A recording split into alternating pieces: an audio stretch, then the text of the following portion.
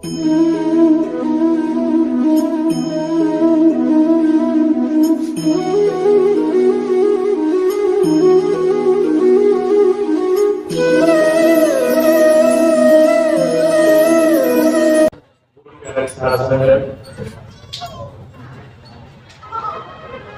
सुंदर समय है।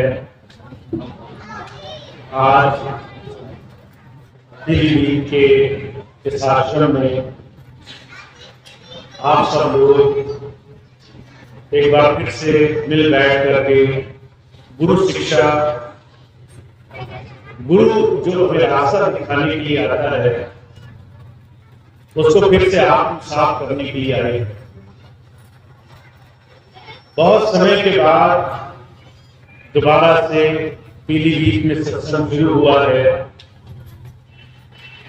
और आगे हमें एक साथ मिल बैठ करके संतों महापुरुषों की शिक्षाओं पर अपने जीवन को चलाने का अवसर मिले, मौका मिले, ऐसा ये सुंदर मौका हमारे सामने आया है। जब जब संत आए हैं संसार में, परमात्मा की इस मनुष्य जीवन की सार्थकता की बात हमें और आप तक पहुंचाने की उन्होंने कोशिश करी है। कबीर साहब क्या कहते हैं?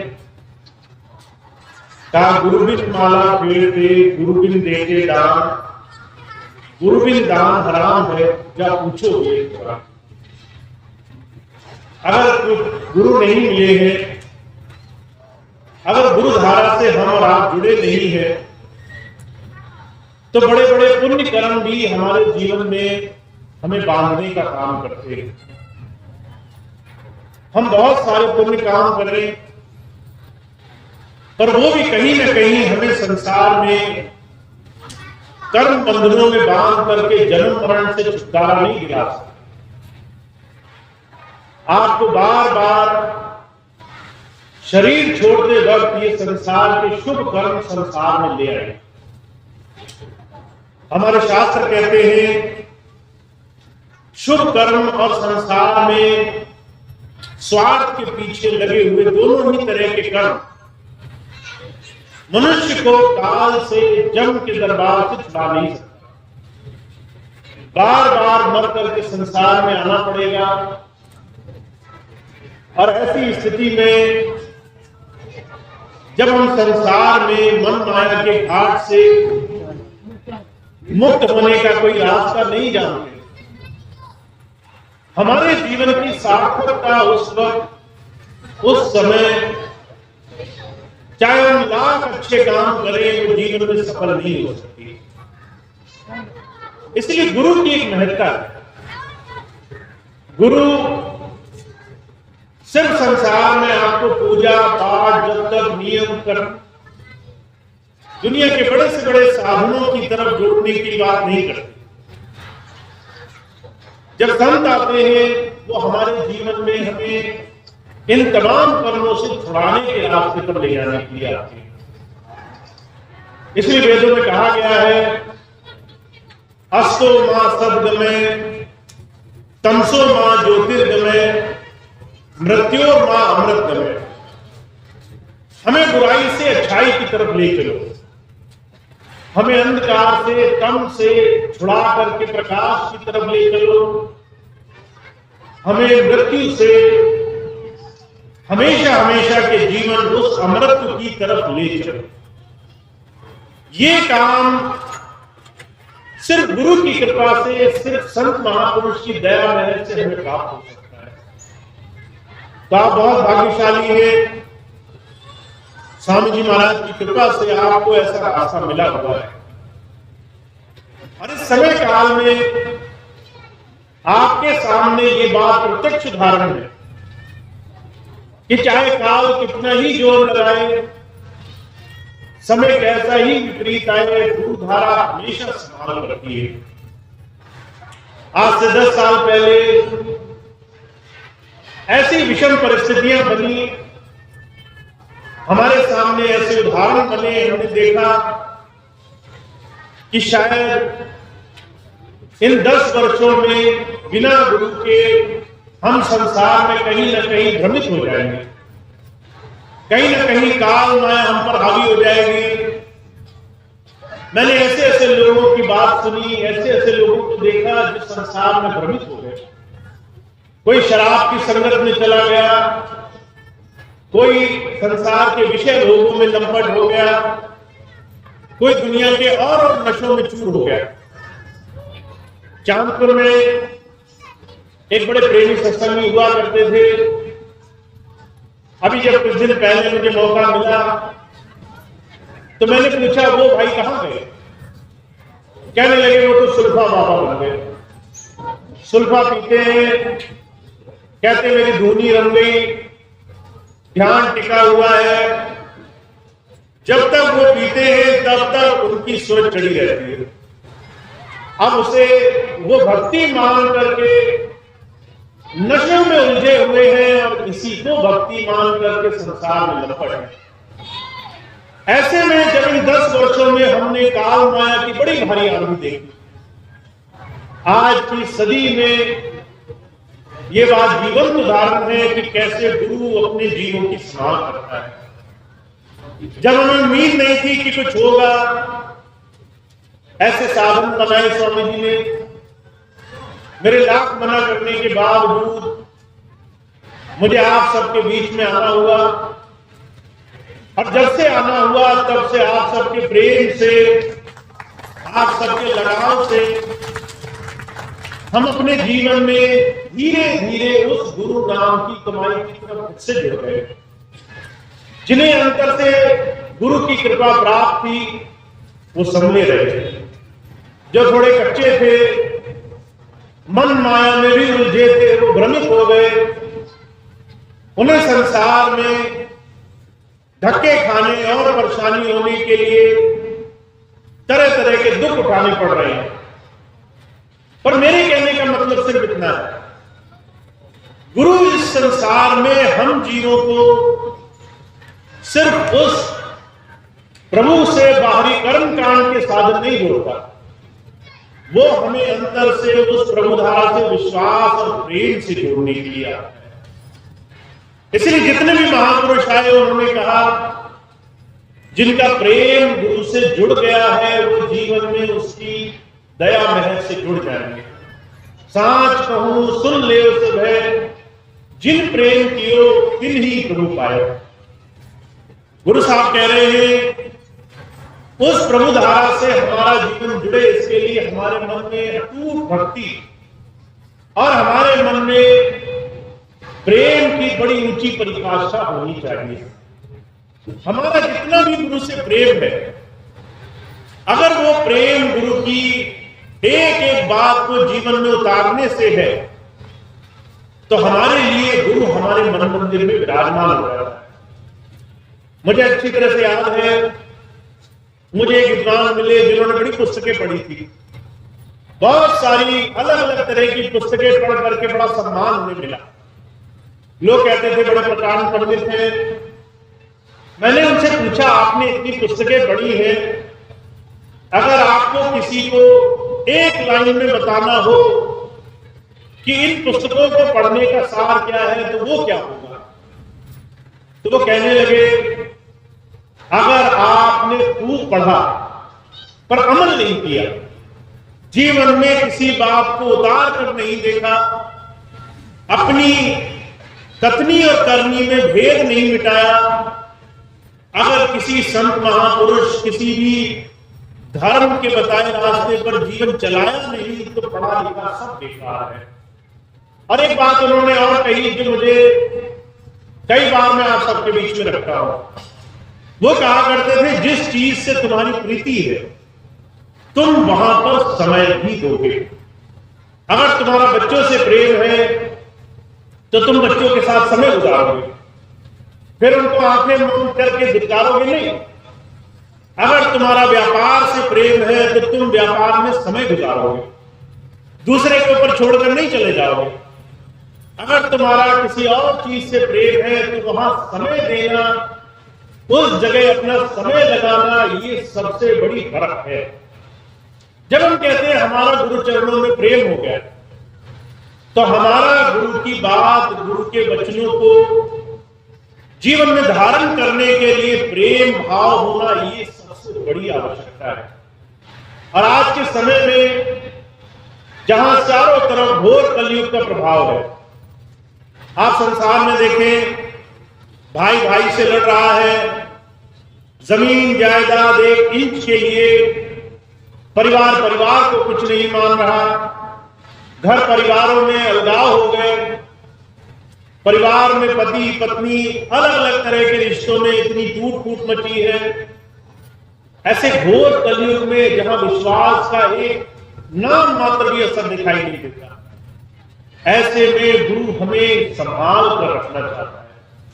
इसलिए कबीर साहब कहा करते थे, चलती चाकी देखकर दिया कबीरा रोए, दो पाटन के बीच में सावध बचा रखो। ये संसार चलती चाकी है, दोनों तरफ से काल और माया आपको संसार में इसके अंदर पीसने के लिए तरह तरह से लुभाएंगे। कभी कोई सांसारिक चीज, कभी कोई सांसारिक चीज, और इसमें बचाने के लिए एक गुरु शब्द का सहारा आपको मिलेगा। सिर्फ गुरु की बात ही आपको बचा पाएगी, सिर्फ गुरु की बात की पालना, उस बात पर चलना ही आपके जीवन का सहारा बन पाएगा। इसलिए सभी महापुरुषों ने एक ही बात कही है, हम अपने जीवन में गुरु भक्ति के लिए ऐसे संतों महापुरुषों का सानिध्य तो पा रहे हैं, पर हमें अब एक चीज की संभाल करनी है। अपनी दिनचर्या में हम कितना गुरु की तरफ जुड़े हैं, कितना मन्मुख बने हुए हैं, इसकी हर रोज संभाल करनी जरूरी है। महाराज जी कहा करते थे, अगर एक गोदाम हो, उसमें बड़े बड़े बोरों का ढेर लगा हो, उसके अंदर सारे तरह तरह के अनाज भरे हों, तो आप बाहर से खुली आंखों से उन बोरों के अंदर रखी हुई चीजें नहीं पहचान सकते, आपको परखी लगानी पड़ती है। जब वो आप परखी लगाते हैं तो आपको पता चलता है किस बोरे में किस तरह का अनाज रखा है, जो अंदर होगा वो बाहर निकल आएगा। तो महाराज जी कहा करते थे, गुरु की सेवा में आने के बाद हमारे जीवन में हम सबको हर रोज परखी लगाने की आवश्यकता है। और वो परखी क्या है, आज वो बात मैं आपके सामने रखता हूं। वो परखी है हमारा आचरण, हमारा स्वभाव कैसा है, हम किस तरीके से अपने जीवन को बना पाए। कबीर साहब क्या कहते हैं, कहते जिसके अंदर संसार के तरह तरह के अभी भी भोग पदार्थ, दुनिया की तमाम भाव से भरी हुई, चाहे वो काम हो, क्रोध हो, लोभ मोह अहंकार, ऐसे विषय विकारों के बड़े भारी भंडार हो, उसके अंदर गुरु नाम समाया नहीं जाता। इसलिए कबीर साहब क्या कहते हैं, कहते कामी क्रोधी लालची इनसे भक्ति न होए, भक्ति करे कोई सूरमा जाति वर्ण नहीं होए। हम अगर गुरु जी की सेवा में आ गए हैं, मन में भाव यह है कि गुरु हमें अंदर भक्ति भाव से जोड़ दे, तो इस चीज की परख करो। कहते हैं अगर तुम्हारे अंदर काम भोग वासनाएं हैं, अगर संसार को और भोगने की इच्छाएं मची हुई है, तो इसका मतलब है मन से तो तुम संसार को चाहते हो। मैं कई बार देखता हूं, बहुत से लोग स्वामी जी के पास आया करते थे, आकर के हाथ जोड़ते थे, हमेशा एक ही चीज कहते थे, स्वामी जी हमारा घर ठीक कर दो, हमारा परिवार ठीक कर दो, हमारा भविष्य ठीक कर दो, हमारे बच्चे ठीक कर दो। बहुत ही कम लोग होते थे जो स्वामी जी से आकर एक बार पूछते थे, स्वामी जी आप कैसे हैं, आपका स्वास्थ्य ठीक है, आपकी तबीयत कैसी है। 1000 में से एक जन के मुंह से ये बात बड़ी मुश्किल से निकली, जिसने गुरु से आकर प्रेम से उनकी बात पूछनी चाहिए। तो कबीर साहब कहते हैं हमारा ये जो मन में काम वासनाएं हैं, हमें और चाहिए, जो आज है वो पर्याप्त नहीं है, इससे और ज्यादा चाहिए। ये काम आपको हर क्षण संसार में लगा कर रखते हैं। मैंने ऐसे लोग देखे जो रात रात भर तरह तरह संसार के सपने देखते हैं, कभी भय के सपने देखते हैं, कभी राजा महाराजा बन गए ऐसे सपने देखते हैं। या तो इस बात का भय सता रहा है कि संसार हमसे छूट न जाए, या इस बात की खुशी हो रही है कि आज से ज्यादा हमें मिल जाएगा और ज्यादा हमें शोहरत मिलेगी, उसमें हमें सुख मिलेगा।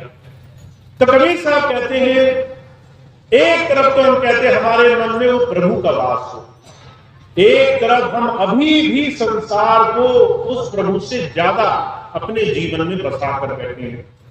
हमारे स्वामी जी महाराज अक्सर एक मिसाल फरमाया करते थे। एक राज दरबार में राजा को ये भुलावा हो गया कि लोग मुझे बड़ा प्यार करते हैं। उसने जो है सबसे कहा कि ये सारे लोग मुझसे बड़ा प्यार करते हैं। जब ये बात कही तो जो है वजीर ने कहा, महाराज मैं आपको एक चीज साबित कर दूंगा, इस दरबार में कुछ ही लोग हैं जो आपसे प्यार करते हैं, सब प्यार नहीं करते। हर एक मीठे बोलने वाला, हर एक आपके सामने बुराई करने वाला आपको नहीं चाह रहा है, वो आपसे कुछ चाह रहा है। जब ये बात कही तो जो है राजा को विश्वास नहीं हुआ। तो वजीरों ने एक बाजार लगाया, मीना बाजार नाम था उसका। बड़ी बड़ी बेशकीमती चीजों की दुकानें लगाई, हीरे जवाहरात, रेशम, कपड़े, बड़ी से बड़ी, अच्छी से अच्छी, चमकदार से चमकदार चीजें लगाई। और सबको दरबार में सबको बोला, दरबार के जितने भी लोग आज इस बाजार में आएंगे, जो भी एक चीज उन्हें पसंद आएगी वो चीज वो ले जा सकते हैं, उसका उन्हें दाम नहीं भरना पड़ेगा। अब सारे लोग आए खुशी से, बाजार की चकाचौंध देख करके मतवाले हो गए। किसी ने सोना उठाया, किसी ने चांदी उठाई, किसी ने कपड़े उठाए, किसी ने बर्तन उठाए। सब लोग खुशी खुशी माल खजाने ले लेकर जाने लगे। एक छोटी बच्ची आई, पूरा बाजार देखती गई, सबसे पूछती गई, ये क्या है, ये क्या है। जब सारा बाजार देख लिया उसने, तो सबसे आखिरी में देखा एक जगह राजा अपने दरबारियों के साथ बैठा। वहां गई, कहने लगी, ये कौन है? तो किसी ने कहा, ये तुम्हारा राजा है, इसी का राज है, इसी की संपत्ति है, सब कुछ इसी का है। अगर ये यहां बैठा है तो जो है उस लड़की ने पूछा, अगर मैं इसे चुन लूं तो क्या सारी चीजें मेरे पास आ जाएंगी? उस आदमी ने कहा, जब सब कुछ इसी का है तो अगर तुमने इसे चुन लिया तो सब कुछ तुम्हारा हो जाए। लड़की नादान थी पर सबसे ज्यादा समझदार थी। राजा को जाकर उसने हाथ लगाया, राजा खुश हुआ, राजा लड़की के साथ चला गया, साथ साथ पूरा मीना बाजार हो गया। हुजूर कहा करते थे, जब हम उस प्रभु को पहले अपने दिल में बसाते तो संसार की चीजें हमें अपने आप मिलने लग जाती है। जब पहले संसार को मन में बसाते और गुरु को आखिर रखते हैं कि पहले संसार मिल जाए। अभी बहुत समय है, बुढ़ापे में गुरु जी को याद करेंगे तो न संसार मिलता है न गुरु मिलता है, खाली हाथ हमें बड़ा कष्ट उठाना पड़ता है। और स्वामी जी एक बात कहा करते थे, बच्चे मेरे हैं, संभाल तो मुझे ही करनी है। पर मां होती है, कई बार बच्चे को प्यार से गोद में उठा लेना चाहती है। जब वो प्यार से नहीं मानता तो 2 थप्पड़ लगाती है, उसके पीछे पीछे बच्चे को रोते रोते भागना पड़ता है। बाद में जाके गोद तो उसे भी उठा लेती है, पर थोड़ा कष्ट हो जाता है। तो जो कहा करते थे, हम संसार में जिस मन के अधीन है, उस मन में अगर अभी बदलाव नहीं आया, अगर हम इंतजार करते रहे कि कल करेंगे, परसों करेंगे, तो काम नहीं बनेगा। इसलिए कबीर साहब कहते हैं, काम है मन में, क्रोध है मन में, लालच है मन में, मन इन तमाम वासनाओं से भरा पड़ा है। और हम कहते हैं, इस मन में गुरु जी तुम्हारा वास हो। ये कैसे संभव है? ये काम कैसे हो जाएगा जब हम पहले ही संसार की तरफ झुके हुए? हुजूर कहा करते थे, आजकल जिस किसी परिवार में देखो, हर एक इंसान को क्रोध बहुत सताता है। बहुत से भाई बहन मेरे पास आते हैं, कहते भैया जी क्या करें, गुस्सा बहुत आ जाता है। जब देखो गुस्सा आ जाता है, कभी बच्चों से, कभी माता पिता से, कभी पत्नी से, कभी पति से, कभी परिवार में किसी और से। हम किसी की बात सुन के राजी नहीं, हमें हर एक की बात में गलती दिखाई देती। महाराज जी कहा करते थे, गुस्सा आने का एक ही कारण है, आपके हृदय में मैं समाया हुआ है, मैं कुछ हूं, मेरे करने से सब होना चाहिए, मेरे हिसाब से दुनिया चलनी चाहिए, मैं नहीं कहूं तो कोई हिले भी नहीं। हम इस मैं में, इस अहम में, इस मन मत में इतना जीवन में खोए हुए हैं, गुरु की बात हम सिर्फ एक कान से सुनते हैं, दूसरे कान से निकाल देते। तो जो कहा करते थे, हम जिस सच्चे काम के लिए गुरु जी के पास आए, उसकी शुरुआत कैसे होगी? जब आप कहना छोड़ करके करना शुरू करोगे, जब आप गुरु जी की बात को सिर्फ सुनोगे नहीं, उस पर आचरण करके दिखाओगे। महाराज जी महाराज महाभारत काल का जिक्र सुनाया करते थे। युधिष्ठिर थे, उन्हें जो है दूसरे पांडव और कौरव बच्चों के साथ गुरु जी की शिक्षा का, गुरु की तालीम पाने का एक सुनहरा अवसर मिला। अब गुरु जी रोज पाठ पढ़ाया करते थे, सब बच्चों को ऐसा करना चाहिए, सब बच्चों को ऐसे करना चाहिए। एक दिन कहने लगे, आज का पाठ ये है, सदा सच बोला करो। अब बहुत सारे बच्चों ने याद किया, अगले दिन सुना दिया, गुरु जी बहुत खुश हो गए। युधिष्ठिर से पूछा तो युधिष्ठिर कहने लगे, महाराज अभी याद नहीं। अगला दिन बीत गया, फिर से पूछा, वो कहने लगा अभी याद नहीं हुआ। तीसरा दिन बीता, चौथा दिन बीता, 15 दिन, महीना गुजर गया। गुरु जी बड़ा नाराज हुए, कहने लगे जरा सी तो बात कही थी, वो भी याद नहीं है तुम्हें। युधिष्ठिर कहने लगा, महाराज अगर याद ही करनी होती तो वो तो उसी क्षण याद हो गई थी, पर जब जब मैं बोलता था कि सदा सच बोला करो, तो मन में ये कचोट होती थी कि अभी तो मैं झूठ बोल देता हूं, अभी तो मन से झूठ निकल जाता है, अभी तो जगह जगह मेरे मुंह से झूठ निकलता है, तो मैं किस मुंह से बोलूं कि मैंने सच बोलना सीख लिया। तो मैंने अपने ऊपर अमल किया, मैंने रोज इस चीज को करके देखा। एक दिन में नहीं हुआ, 2 दिन में नहीं हुआ, 10 दिन में नहीं हुआ, महीने में नहीं हुआ, अब धीरे धीरे लग रहा है मैं आपकी बात पर अमल करने वाला हूं। तो जब संत आते हैं, कहते हैं उनकी बात पर आचरण करिए, बाकी सारी चीजें कर्म कांड है। मैं संसार की वो तमाम बाहरी चीजों को कर्म कांड की ही श्रेणी में ले आता। अगर आपने तस्वीर रखी, उस पर तिलक लगाया, माला फेरी, उस पर दीपक चढ़ाया, गुरु जी को पैर तक छुए, ये सब मन में बहम पैदा करेंगे। सिर्फ एक चीज आपके मन में भाव पैदा करेगी, वो ये कि गुरु की बात पर आचरण करना है, हमें गुरु की बात को जीवन में उतार करके दिखाना है। तो स्वामी जी महाराज क्या कह रहे हैं? कहते काम, क्रोध, लोभ, मोह, अहंकार ये रोज आपके मन में जागेंगे, पर आप इनको कैसे दूर कर सकते हो? जब आप गुरु की बात को जीवन में रोज रोज धारण करने वाले हो। मुझे अच्छे से याद है, एक बार स्वामी जी के पास एक भाई गए। शुरू में स्वामी जी डायरी दिया करते थे अपने को, कहते थे अपने जीवनों के विकारों को चुन चुन के निकाला करो। सत्संग में स्वामी जी कहने लगे, जितने मन के विकार हैं उनको चुन चुन करके निकालो। तो एक भाई आए, कहने लगे स्वामी जी आप क्या बात कह रहे हैं, मेरे अंदर तो एक भी विकार नहीं है, मैं तो बुराई करता ही नहीं हूं, मेरे से तो परमात्मा झूठ न बुलवाए, मैं तो इतना सीधा सच्चा आदमी हूं, कोई मुझ जैसा नहीं हूं। अब ये सब भ्रम हमें और आपको भी बहुत है। अगर हम आपसे बोले भाई गलत मत करो, तो हमें नाराजगी हो जाती है। हम कहते हैं हमें कैसे गलत बोल दिया, हम गलत कैसे कर सकते हैं। पर स्वामी जी कहने लगे ऐसा करो, घर जाना ईमानदारी से मेरी एक बात मानना, अगर मन में एक गलत बात आए तो एक कंकड़ जो है अपने झोले में डाल लो।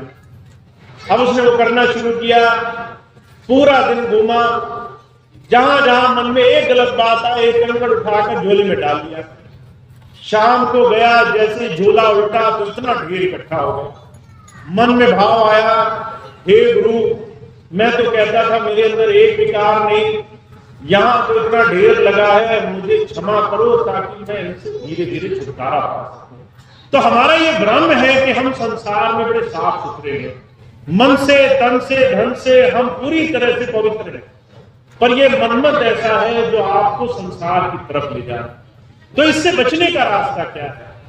हुजूर कहा करते थे आपके पास 2 रास्ते हैं। पहला रास्ता ये है कि आप ज्यादा से ज्यादा समय गुरु की याद में गुजारने वाले, गुरु की तरफ अपना ध्यान जोड़कर रखें। आप चलते हैं, आप काम करते हैं, आप किसी व्यापार में हैं, आप खाली बैठे हैं, आपका मन खाली है। और अगर आप, महाराज जी कहा करते थे, सिमरन नहीं करोगे तो संसार में दुनिया की बातें शुरू हो जाएंगी। अगर आप गुरु को याद नहीं करोगे तो दुनिया को याद करने लगोगे। अगर आप गुरु का ध्यान नहीं करोगे तो दुनिया का ध्यान मन में समाने लगेगा। तो आपके पास एक ही जरिया है, या तो गुरु को याद करो या दुनिया याद आती रहेगी, या तो चिंतन करो, नहीं तो चिंता मन में फंस जाएगी। तो स्वामी जी कहते हैं चलते फिरते याद बनाना ये एक तरीका है। आप खाना बनाओ, आप किसी को खाना परसो, आप किसी के साथ खाली बैठे हो, आपका समय खाली हो, मन खाली है, उसमें सिमरन जारी रखो। 5 शब्द का नाम दिया है, इसको मन मन में चलाते रहो। जब तक मन खाली रहे ये मन सिमरन की आदत डाल ले, ताकि ज्यादा से ज्यादा आपका ध्यान आपके गुरु की तरफ बना रहे। दूसरा साधन क्या है? आपके हर दिन में गुरु नाम समाया हुआ होना चाहिए। अगर आपका 24 घंटे की दिनचर्या है तो आप तभी अपने जीवन में किसी की सेवा के काम में लग सकते हो जब हर रोज गुरु की याद बनाने का व्रत प्रण लेकर के जीवन में आगे। आप तभी गुरु की भक्ति में लग सकते हो जब हर रोज इस सेवा के काम में अपने आप को जोड़ोगे, इस दिशा में अपने आप को ले जाना शुरू करोगे। तो महाराज जी कहा करते थे इसका एक ही सीधा सा नियम मानो। अगर आप ये कहते हो कि आप गुरु से प्रेम करते हो तो उसको इतना समय निकाल करते हो। आपके हर रोज में से आपको कम से कम 30 मिनट गुरु जी की याद में देना, उनके ध्यान में देना बहुत जरूरी है। कई बार मैं देखता हूं बहुत से लोग कहते हैं कि 30 मिनट बहुत ज्यादा है, 10 मिनट कर दिए जाए, 5 मिनट कर दिए जाए। और कई बार मैं दूसरी तरफ देखता हूं लोग एक दूसरे से दुनिया की चर्चा करते करते घंटों घंटों खड़े खड़े गुजारते हैं। जहां आप दुनिया की चर्चाओं के लिए घंटों दे सकते हो, वहां कई बार गुरु की याद करने में 30 मिनट बड़े भारी लगते हैं। तो जो कहा करते थे ये मन की करतूत है। मन नहीं चाहता गुरु जी के साथ लड़ो, मन नहीं चाहता गुरु भक्ति करो, मन नहीं चाहता गुरु की याद में संसार के दुखों से छुटकारा पा सको। और इसके लिए एक ही तरीका है कि आप हर रोज हट करके इस मन से भक्ति कराओ, हर रोज व्रत लेके संकल्प लेकर के इस मन से भक्ति कराओ। तो उसका एक सीधा सा तरीका जो मैंने आपको दिया, एक संकल्प ले लो। अभी कुछ दिन पहले नवरात्रि हुई, अभी कुछ दिन पहले बहुत से लोगों ने व्रत उपवास रखा ताकि सुख समृद्धि की कामना के लिए प्रार्थना करें परमात्मा से। हमने जो है खूब संकल्प लिया कि हे परमात्मा हमारे घर में सुख समृद्धि रहे। बदले में मैं क्या करूंगा? संकल्प लेता हूं, आज पूरे दिन भोजन नहीं छूऊंगा, आज पूरे दिन अन्न का दाना मुंह में नहीं जाए। बड़े कठोर कठोर व्रत रखे लोगों ने। ऐसा ही एक व्रत आप भी रख लो। वो व्रत क्या है कि जब तक भजन नहीं तब तक भोजन नहीं। हर रोज का नियम बना लो। अगर आपने ऐसा संकल्प उठा लिया कि आज मैं भजन करूंगा और किसी भी वजह से अगर भजन करना भूल जाओ तो मैं शरीर को भी भोजन नहीं दूंगा। महाराज जी कहा करते थे तुम भजन करना भूल सकते हो, तुम भोजन करना नहीं भूल सकते। तुम जो है शरीर को आहार देना नहीं भूल सकते, वो शरीर अपने आप याद दिला देगा। वो जब याद दिलाए तो पहले भजन को शामिल करना, पहले गुरु की याद को शामिल करना। तो जब संत आते हैं वो रास्ते जुटाने के लिए आते हैं। कैसे आप गुरु भक्ति के रास्ते पर लग सकते हो, कैसे आप गुरु भक्ति से अपने मन की तमाम करतूतों से छुटकारा पा सकते हो। तो हमारे लिए बड़ा भारी अनुष्ठान है। हम सब लोगों को ये रास्ता मिला है, हम कैसे धीरे धीरे गुरु की सेवा में जुड़े, कैसे धीरे धीरे गुरु की दया से अपने जीवन में सुख समृद्धि हासिल करें, कैसे गुरु की सेवा से अपने मन को तमाम चिंताओं से छुटकारा दिलाकर गुरु की याद में जोड़ लें। शहंशाह जी महाराज कहा करते थे आप इस परखी को सबसे ऊंचा मानो, ता चाह गई चिंता गई मनवा बेपरवाह, जिसको कुछ नहीं चाहिए सो चाहो। आपको ऐसा नाम दिया है गुरु ने जो आपको दुनिया का बादशाह, दुनिया की बादशाहत से भी ऊंची चीज देने वाला है। पर वो कैसे मिलेगी? परखी लगाओ। कहते अभी मन में अगर संसार की चाहत है, अगर चिंताएं हैं, अगर संसार की चीजों का डर सता रहा है, अगर बार बार हम छोटी छोटी चीजों से परेशान हो जा रहे हैं, तो इसका मतलब है अभी गुरु नाम से मन भाग रहा है। फौरन से गुरु नाम में लगा, फौरन से गुरु की याद में लगा। जब तक गुरु नाम नहीं लगोगे तब तक ये मन के तमाम तरह तरह के कष्ट जाएंगे नहीं, तब तक तमाम तरह तरह के दुख जाएंगे नहीं। और मैं बार बार आपसे ये बात इसीलिए कहता हूं, बहुत से भाई बहन मेरे पास आते हैं, उन्हें बहुत तरह तरह के दुख सता रहे हैं, और मैं कहता हूं आपके सारे दुखों की इलाज, उसकी दवा ये नाम भक्ति है। सब रोगन की औषधि नाम। आपके सारे दुखों की दवा ये नाम, गुरु की याद बनाए रखना है। तो आप इस चीज को मूल मंत्र मान लो। खास तौर से बहनें और भाई जो है ज्यादा परेशान रहते हैं, वो समझ ले अभी नाम भक्ति में और सच्चे दिल से समय गुजारना, और ज्यादा मन गुरु की याद में लगा कर। तो मैं बार बार सिर्फ एक ही चीज आपके सामने रखता हूं कि स्वामी जी ने हमें एक बड़ा सुंदर साधन दिया है, कैसे हम अपने जीवन को सार्थक करें, कैसे अपने जीवन को तमाम सांसारिक दुखों से, परेशानियों से बचाएं, कैसे अपने जीवन को सुख समृद्धि की तरफ ले चलें, कैसे अपने जीवन में उस परमात्मा के नाम से अंतर शांति और स्थिरता हमारे बनने लगता है। पर उसका एक ही तरीका है, हमें अब कहना नहीं है, हमें गुरु की बात पर जीवन उतारना, करके दिखाना। अगर वो कहते हैं रोज करो, तो थोड़ा थोड़ा समय देना शुरू करो, थोड़ा थोड़ा समय उधर लगाना शुरू, सच्चे दिल से, सच्चे भाव से। और स्वामी जी कई बार एक बात कहा करते थे कि जो मुझे सच्चे दिल से अपने जीवन में स्थान दे देगा, याद बनाकर रखेगा, ये संसार के दुख दर्द तो बहुत दूर की बात है, काल और महाकाल भी उसका कुछ नहीं बिगाड़ सकते। तो ऐसी बड़ी गुरु की बात, उनकी ऐसी दया दृष्टि आप पर है, आपको सिर्फ उनकी बात को जीवन में उतारना है।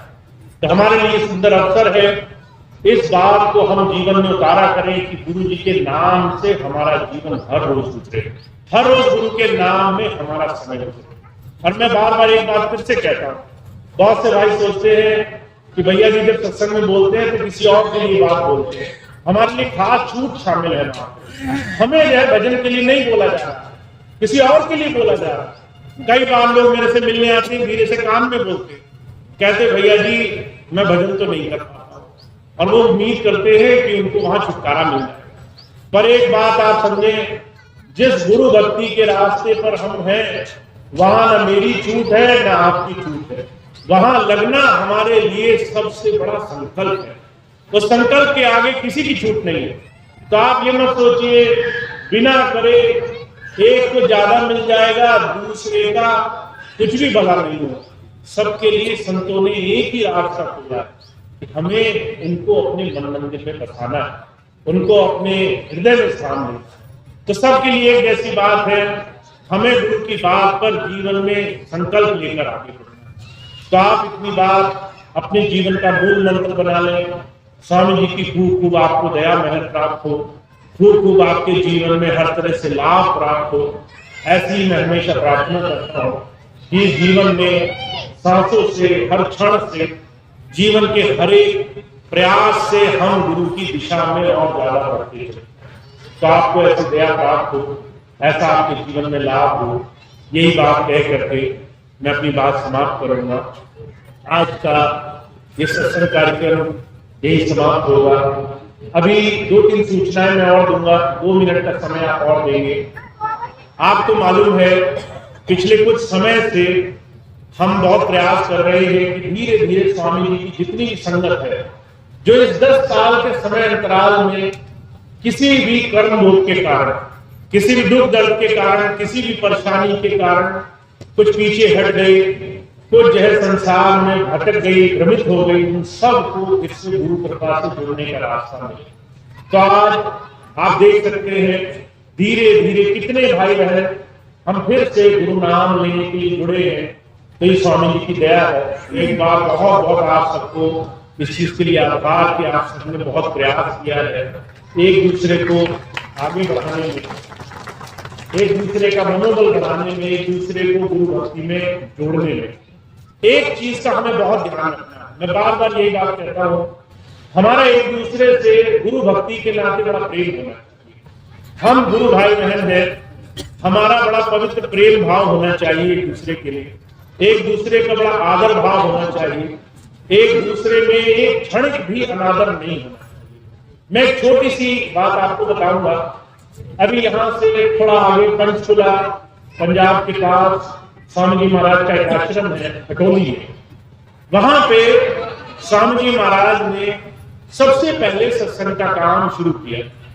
जब सत्संग का काम शुरू किया तो वहां पर एक दूसरे महापुरुष की बाबा प्रेम सिंह जी की गद्दी थी। वहां पर दूसरे मत को मानने वाले सत्संगी भाई बहन थे। उन्होंने स्वामी जी से खूब प्रेम भाव से सत्संग कराया, खूब स्वामी जी को सेवा करी, खूब स्वामी जी को अपने गुरु की तरह स्थान दिया। आज लगभग 40 वर्ष हो गए हैं। उस गद्दी पर कोई दूसरे महापुरुष हैं, वो खूब प्रेम भाव से खटोली की गद्दी पर वहां अपने आश्रम में वो सत्संग करते हैं, सेवा करते हैं। उन्हीं के आश्रम के पास स्वामी जी का आश्रम है, वहां से 10 कदम की दूरी पर। तो जब भी हम खटोली सत्संग करने जाते हैं तो वो दूसरी जो गद्दी है, वहां के जो महापुरुष हैं, वहां की जो संगत है, वो सबसे पहले हमसे मिलने आती है, सबसे पहले हमारे सत्संग में बैठती है, सबसे पहले वो हमारी बात सुनती है। अभी पिछले दिनों वो हमें अपने गुरुजी महाराज के उस कमरे में ले गए जहां पर उनके गुरुजी बैठा करते, उस गद्दी पर बिठाया जहां पर उनके गुरुजी बैठा करते, और उन्होंने हमें कहा कि आप हमारी संगत के लिए कुछ ऐसी बात बताएं, हमको मार्गदर्शन करें। एक तरफ एक ऐसा मत जो हमसे अलग है, फिर भी हमसे अपने आप को अलग नहीं मानता, फिर भी वो हमसे इतना भाईचारे प्रेम भाव से जुड़ा है, जो हमें अपने से ज्यादा मान दे रहा है। अगर हमारी संगत जा रही है तो जो है उसको भोजन की व्यवस्था कर रहा है, उसके रहने की व्यवस्था कर रहा है, उसको प्रेम भाव से उसका सत्कार कर रहा है, उसको जो है दुख दर्द न मिले ऐसी सेवाओं में लगा हुआ है। एक तरफ हम आपस में अगर छोटी छोटी चीजों के लिए एक दूसरे में मतभेद मानने लगे तो फिर हमें तो बहुत लंबा सफर तय करना है गुरु भक्ति के रास्ते पर, तो फिर हमें और आगे जाना। तो मैं बार बार एक चीज कहता हूं, हमारा ये गुरु का स्थान ऐसा होना चाहिए जिसमें किसी के बीच में बैर भावना ना हो। हम चाहे संसार में कितना ही लेन देन रखें, पर गुरु भाई गुरु बहन एक दूसरे के नाते ऐसा प्रेम ऐसा भाव रखें कि हमारा एक दूसरे की खामियों पर, एक दूसरे की कमियों पर नजर न आए। हम एक दूसरे की बुराइयां न देखें।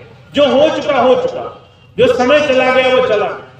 पहले समय में किसी के कर्म के कारण हो सकता है किसी ने कुछ भी किया हो, पर अब हमारा क्या कर्तव्य है कि हम सबको गले लगाएं, हम सबको प्रेम से ये आदर्श प्रस्तुत करें कि हम आपसे गुरु जी के नाते इतना प्रेम करते हैं कि आपकी घृणा भी उसके सामने छोटी पड़ जाएगी, आपका जो है मन में आया हुआ कोई भी भाव उसके सामने छोटा पड़ जाएगा। तो मेरा संकल्प ये है अपने स्वामी जी को कि हम सारी संगत को प्रेम भाव से जोड़ेंगे, और जो भी मेरा इसमें विरोध करेगा तो वो विरोध मेरा तो नहीं करेगा, करेगा तो अपने ही मन को जलाएगा, एक दूसरे से घृणा ईर्ष्या मानेगा। तो मैं उससे हाथ जोड़ लूंगा कि भाई तुम जब गुरु जी के रास्ते पर चलने को तैयार ही नहीं हो तो फिर कैसे सेवा आगे बढ़ेगी। तो आप सबसे जितने में मेरी प्यारी साथ संगत है, मेरा यही अनुरोध है, भाईचारा प्रेम भाव लेके आओ, खूब खूब एक दूसरे को अपनाओ, गुरु भक्ति के नाते साथ चलो, एक दूसरे के साथ मिलकर सेवा करो। जब एक दूसरा मत हमें ये इशारा दे रहा है कि हम तुमसे प्रेम कर सकते हैं जो हमसे अलग है, तो हम ये बात क्यों नहीं दर्शा सकते कि एक दूसरे के साथ होने के नाते हम अटूट हैं, हमारा संगठन गुरु जी के प्रेम के नाते जुड़ा हुआ है।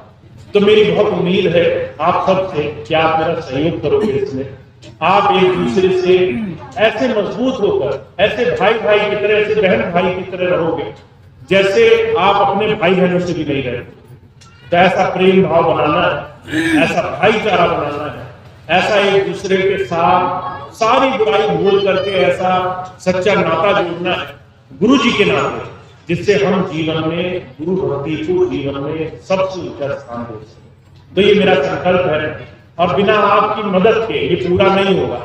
जब तक एक एक भाई बहन मेरा इस काम में सहयोग नहीं करेगा, जब तक एक एक भाई बहन एक दूसरे से गुरु प्रेम के नाते अपने मन में सिर्फ सेवा और प्रेम की भावना नहीं लाएगा, तब तक मेरा ये संकल्प पूरा नहीं होगा। तो आप मेरी मदद करें और एक दूसरे के साथ प्रेम भाव से जुड़े। ये मेरी बड़ी भारी इच्छा है कि आप इस चीज में मेरे साथ जुड़े। एक दूसरी सूचना ये है, स्वामी जी महाराज ने सेवा का मिशन चलाया था, उस करके एक नई समिति का गठन हो गया है स्वामी जी के नाम पर। वो समिति, जैसे जेंट्स इंटरनेशनल पहले एक संस्था काम करती थी, वो संस्था मेरे यहाँ पर ना होने की वजह से समाप्त हो गई। दोबारा से उस काम को चरम सीमा पर पहुंचाने के लिए एक नई समिति का गठन किया गया है, जिसमें हम सब स्वामी जी के परिवार के सदस्य, गुरु परिवार के सदस्य जुड़ जाए। तो जुड़ने के लिए 3 तरीके हैं। आप उसके सदस्य बनिए। सदस्य में जो भाई बहन सेवा निकाल सकते हैं, कह सकते हैं कि मैं समर्पित सेवादार बनना चाहता हूं। तो जो पहले समर्पित सेवादार जेंट्स इंटरनेशनल में बनते थे, वो अपने आप इसमें समाहित हो जाए। उनको कुछ करना नहीं होगा, वो अपने आप अगले साल से इस समिति के सदस्य, समर्पित सदस्य बन जाएंगे। चाहे वो अनाज की सेवादार हो, चाहे वो अपने सेवा में से, धन की सेवा में से सेवा निकालकर सेवा दे। जो नए लोग बनना चाहते हैं वो भी इस संस्था से जुड़े। जो कहते हैं हमारे पास धन की सेवा नहीं है, वो सामान्य सदस्य बने, नाम जरूर लिखा, ताकि आप सब लोग स्वामी जी के इस परिवार का हिस्सा बने। और जो भाई बहन आजीवन सदस्य बनना चाहते हैं, 10 साल के लिए इकट्ठा एक बार में जुड़ना चाहते हैं, वो मेरे पास आएंगे। उनके सदस्य वो मेरे से बन सकते हैं, ताकि इस संस्था के सदस्य बनकर सेवा कार्यों में बहुत ज्यादा अपना सहयोग दें। तो ये आपके सामने दूसरी बड़ी खास सूचना है। और इन 2 सूचनाओं से कि हमें एक दूसरे से जुड़ना है, दूसरा हमें स्वामी जी के सेवा के मिशन में आगे बढ़ना है, इन 2 खास बातों से हम अपने पूरे क्षेत्र में, पीलीभीत क्षेत्र में, आसपास के क्षेत्रों में ऐसी लहर गुरु नाम की दौड़ाने में सहयोग करेंगे, जिससे जन जन में ये बात फैल जाए कि स्वामी जी और उनकी दया महर से सब लोग दोबारा से इस सच्चे रास्ते से जुड़कर लाभ उठा रहे हैं। तो मेरी इतनी बात थी, आप इसका लाभ उठाएं, ऐसी मेरी कामना है। अब इतनी बात कह के मैं अपनी बात समाप्त करूंगा। एक प्रार्थना होगी, उसके बाद आज का सत्संग कार्यक्रम समाप्त होगा। 1-2 सत्संग कार्यक्रम आपके लगे हुए हैं आपके क्षेत्र में, डॉक्टर साहब बताएंगे, उन सब बातों को सुन लेंगे। उसके बाद प्रार्थना होगी, तो 2 मिनट सत्संग की सूचनाएं भी सुनेंगे।